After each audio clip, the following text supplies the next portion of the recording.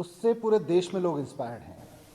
और इन 6 राज्यों में जहाँ जहाँ चुनाव होने हैं वहाँ के लोग, बहुत सारे लोग दिल्ली में भी रहते हैं कि हमारी दिल्ली में तो ऐसा हो गया है, हमारी दिल्ली में तो हमारी सरकार हमारे लिए फ्री बिजली दे रही है, पानी दे रही है फ्री, हमारे महिलाओं के लिए बसें फ्री कर रखी हैं, हमारे लिए इतने बढ़िया इंतज़ाम स्कूलों के कर दिए हैं, प्राइवेट स्कूलों की फ़ीस नहीं बढ़ने दी, अस्पतालों के इतने इंतज़ाम कर दिए अच्छे कि कोविड जैसी महामारी जिसका दिल्ली पे बहुत ज़बरदस्त असर था, उसके बावजूद कहीं कोई क्राइसिस नहीं हुआ दिल्ली में।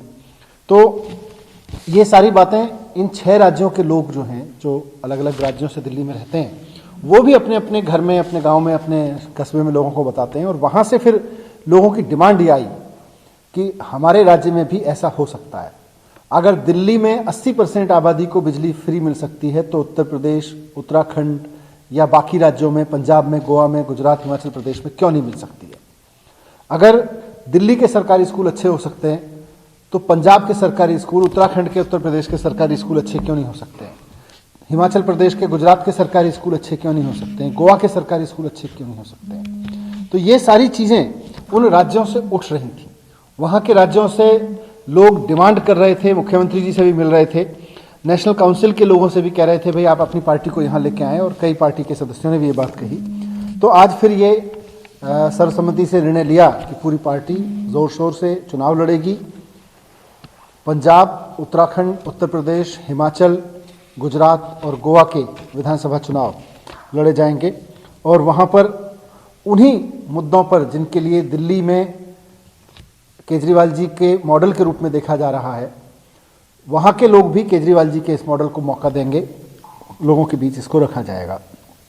इसके साथ साथ पार्टी में आज किसान आंदोलन को लेकर भी चर्चा हुई नेशनल काउंसिल में, और जो नेशनल काउंसिल के सदस्यों ने भी और तमाम नेताओं ने भी इस बात को रखा कि किस तरह से किसान आंदोलन को बदनाम करने के लिए साजिश के तहत ये हरकतें कराई गईं, और जो असली गुनहगार हैं इस तरह की वायलेंस के, उनके खिलाफ कार्रवाई नहीं की जा रही है। और साथ साथ 26 तारीख को तो जो हुआ सो हुआ, लेकिन अभी किसानों की जो मांग है, जिसके लिए किसान पिछले 2-2.5 महीने से कड़कड़ाती ठंड में तपस्या कर रहे हैं बॉर्डर पे, वो मांगें अभी पूरी नहीं हुई हैं। वो मुद्दे वहीं के वहीं हैं, वो उनकी पीड़ा वहीं की वहीं है। तो ये भी मांग की गई कि किसानों की मांगें मानी जाएं, ये तीनों किसान बिल वापस लिए जाएं। तीसरी चीज़ जो नेशनल काउंसिल में इंपॉर्टेंट हुई वो थी आम आदमी पार्टी के संविधान में कुछ सुधार किया गया है।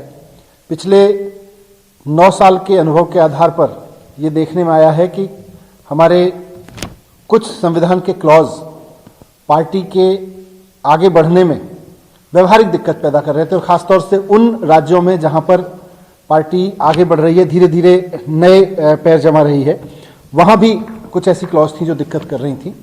तो उसको और व्यवहारिक बनाने के लिए कुछ संविधान में मामूली संशोधन किए गए हैं, जिनमें से कुछ प्रमुख का जिक्र मैं यहाँ कर देता हूँ। हमारे संविधान में, पार्टी के संविधान में जिक्र था कि पार्टी की जो यूनिट होगी, प्राइमरी यूनिट होगी, वो बूथ लेवल पे होगी। अब ये तय किया गया है कि पार्टी की प्राइमरी यूनिट डिस्ट्रिक्ट लेवल की यूनिट को माना जाएगा। इससे पार्टी को आगे बढ़ाने में मदद मिलेगी। दूसरा, अब पार्टी क्योंकि आगे बढ़ी है, पार्टी के कई एमपीज हैं जो चुनाव जीत के आए हैं, कई एमएलएज हैं अलग अलग राज्यों में।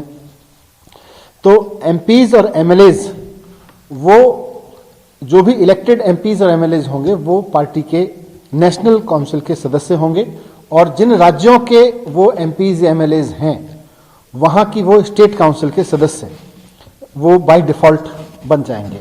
ये एक संविधान में चेंज किया गया है क्योंकि पार्टी के जो चुने हुए लोग हैं वो अब अहम भूमिका निभा सकें, उसमें पार्टी में भी अहम भूमिका निभा सकें। कुछ मामलों में देखा गया था कि पार्टी में किन्हीं भी कारण से, किसी के हट जाने से, किसी की डेथ हो जाने से, या किसी के अपने निर्णय से, या पार्टी में चेंज होने से, बीच में अगर जिला स्तर पे या राज्य स्तर पे या नेशनल स्तर पे कोई पदाधिकारी। नमस्कार, मैं हूं मानक गुप्ता। अगर आपको हमारा ये वीडियो पसंद आया हो तो इसे लाइक और शेयर जरूर करें, और हाँ, हमें सब्सक्राइब और फॉलो करना ना भूलें ताकि आप देश और दुनिया की कोई खबर मिस ना करें। तो जुड़े रहिए हमारे साथ और देखते रहिए न्यूज़ 24।